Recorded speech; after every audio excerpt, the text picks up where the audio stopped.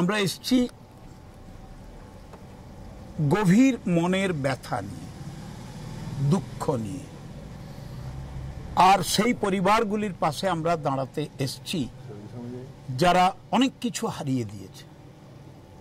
তাদের চোখের জল শুকিয়ে গেছে, তারা মর্মাহত, তারা বেদনাহত, তাদের পরিজনদের হারিয়েছে, তাদের বাড়ির উপর বমশেল পড়েছে, একেবারে লন্ডভন্ড অবস্থা।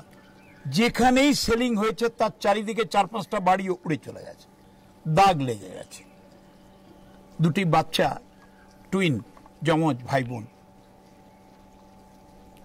আপনারা জানেন এবং শুনেছেন, তারা চলে গেছে। একটি ছেলে রাজবংশ, সেও চলে গেছে। বিভিন্ন সম্প্রদায় এবং বিভিন্ন ধর্মের মানুষ আহত হয়েছে।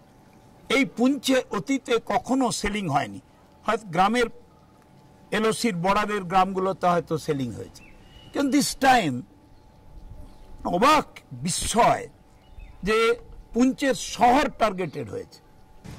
such a painful situation।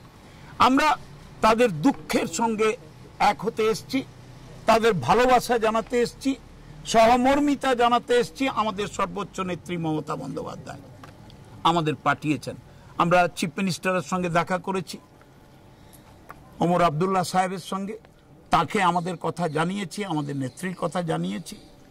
We stand, all the people of Poonch and Rajouri, all the places where the attack was occurred.